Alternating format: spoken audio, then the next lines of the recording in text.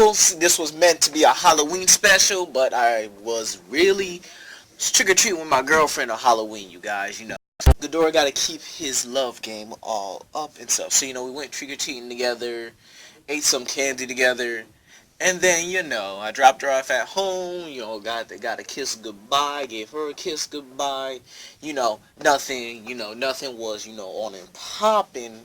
But, it was a standard trick-or-treat with some friends, her and me was cuddling, kissing, loving, all that good stuff, okay? All that good stuff.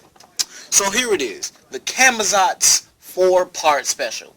Part 1, Skullcrawler's Nightmare. The new kaiju, obviously named Camazotz. As you can see, I love this bat picture here. It is just frightening. I mean, I'm not scared of it, but I love the way it looks. It looks pretty cool, in my opinion, but, if you're scared of bats, this is the video. Definitely not for you. But look, this will be about Camazotz, how he affects Skull Island, how he basically a theory video, 4-part theory video about Camazotz. Okay, so let's dive into it on a Skullcrawler's Nightmare. So picture this: Skull Island. It's nighttime. We're underground in the Hollow Earth community. Where the Skullcrawler, a lone Skullcrawler, ventures out on its own. But unknowingly, it's being stalked. The good view where we see an infrared signature. We see the heart of the Skullcrawler pumping. Boom, boom, boom, boom. The Skullcrawler's moving. Unknown, searching for whatever it can eat, whatever it can find. But unknowingly, it's being stalked itself by another creature. Its own apex predator. The Skullcrawler moves until it hears a loud screech. The Skullcrawler looks around and then it starts to panic. The Skullcrawler is running. It's running. And then the creature takes off and starts flying after it. We see talons going. We see the Skullcrawler running up a burrow. We see it running as fast as it can. The creature is close behind. And just before the Skullcrawler can reach the exit, BAM! Snatched. It couldn't make it.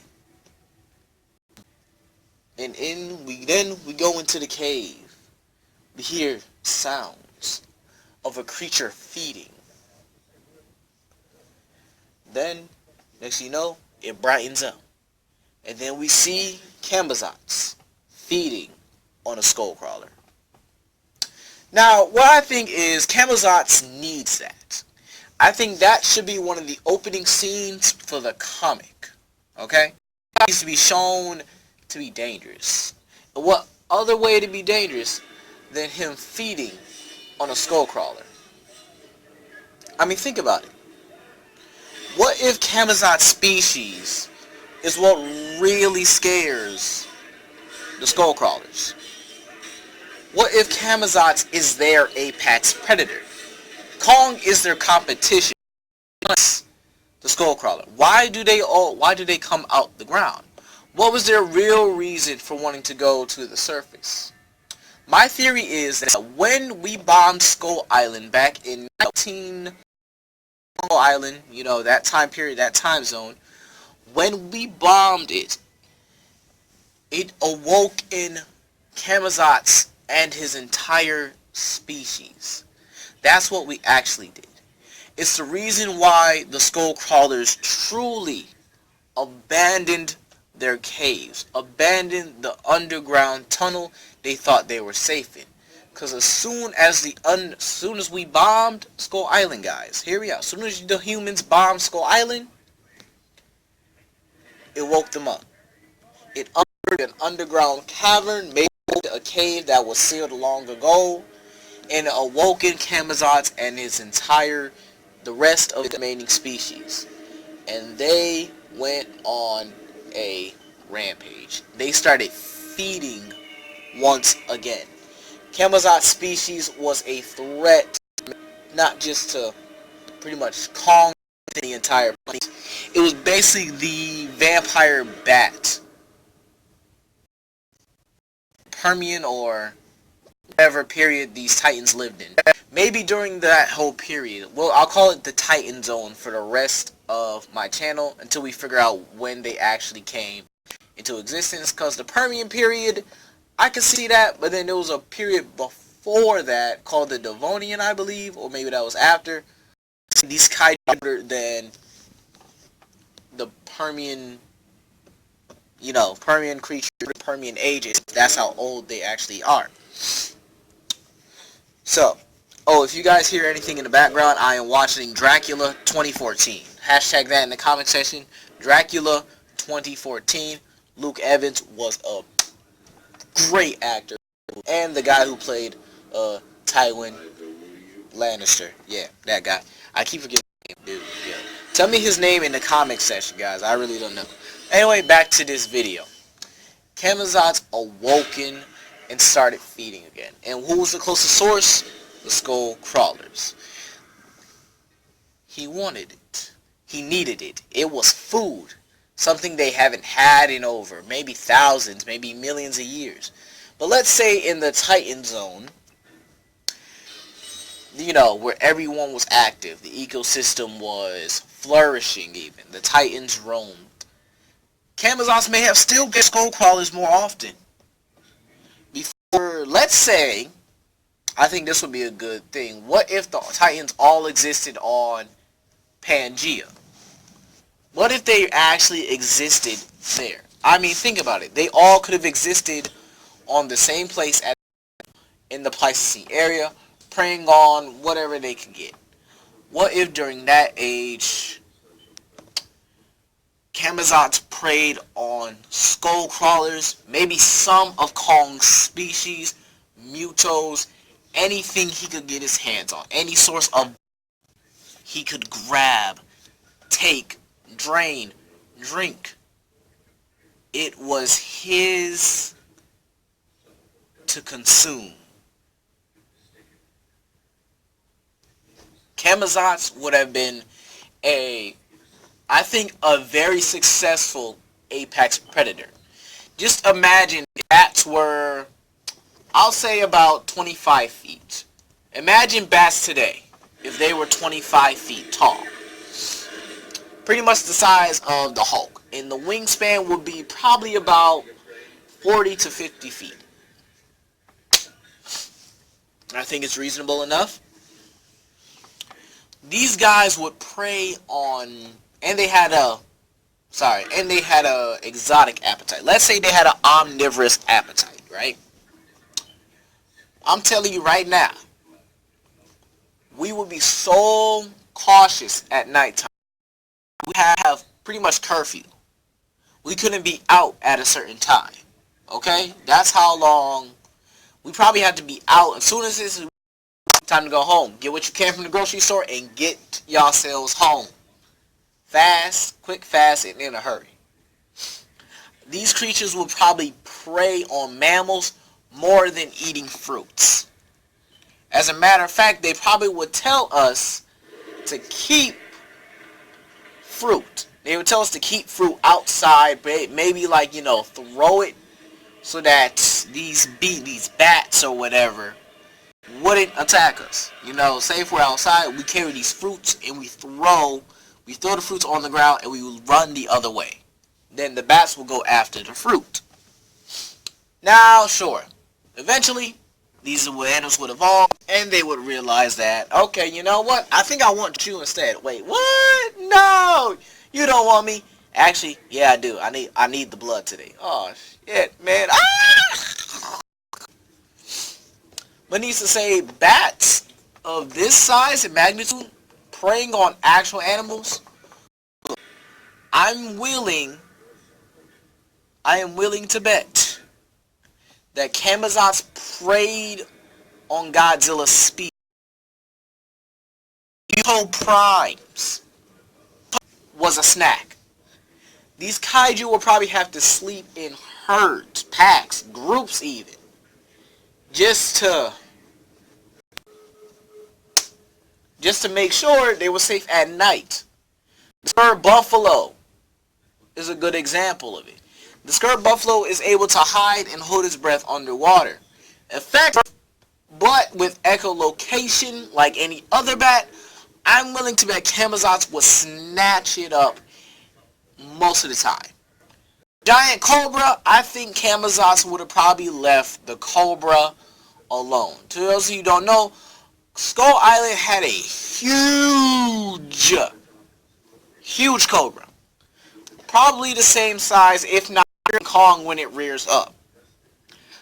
I think Kong would have left that serpent alone, and I think Camazotz would have left that thing alone. Maybe it would have had a symbiotic relationship with the cobra.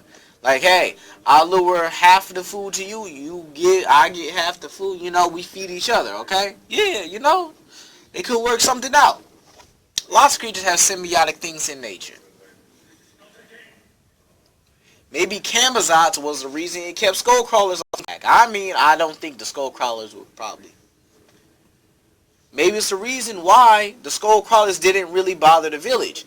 As I said in a video before, the snake was supposed to appear in the village area.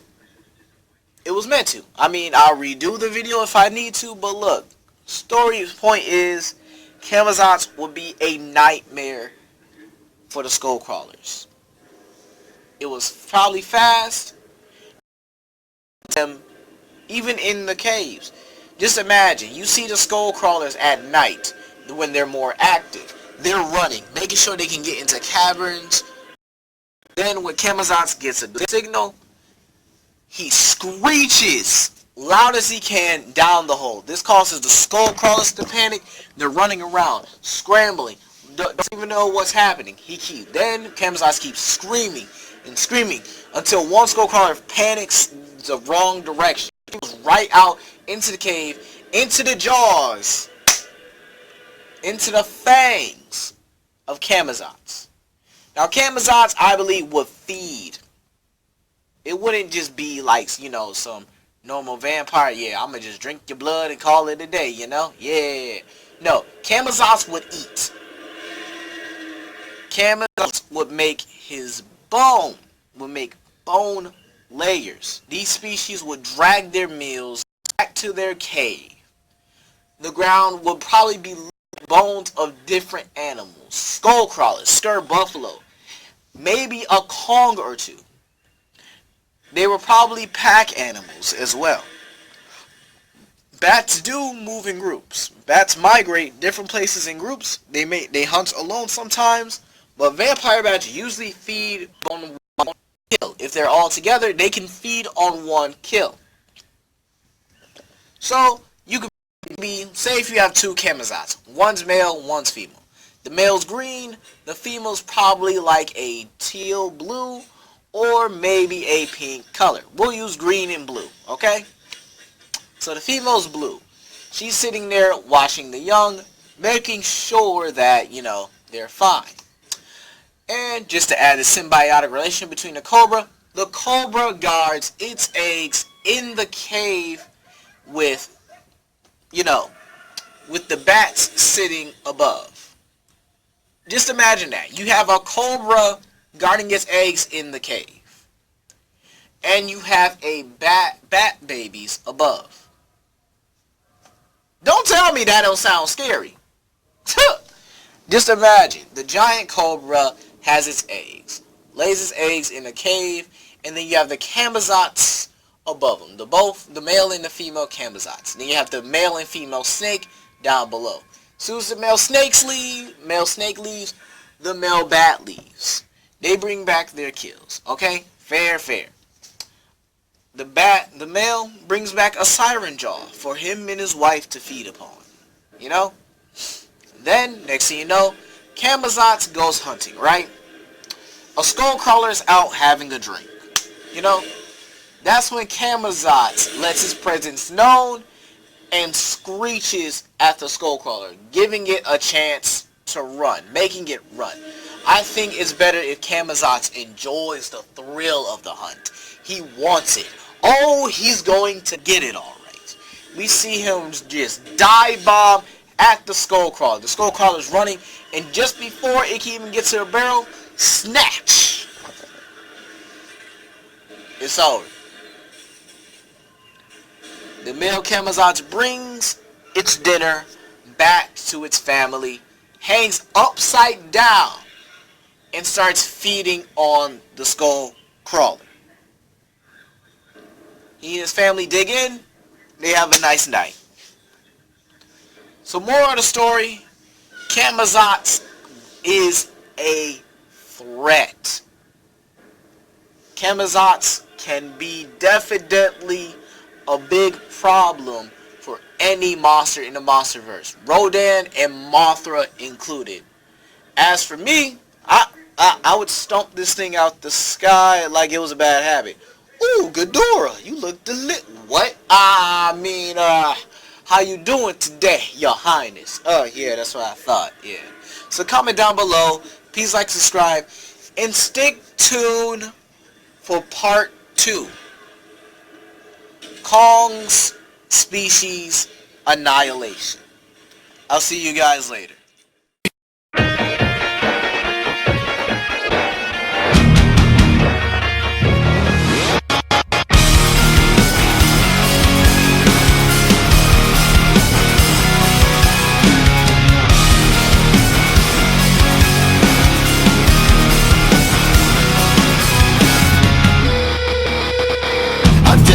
Away, I'm just a breath away, losing my faith today, falling off the edge today. I am just a man.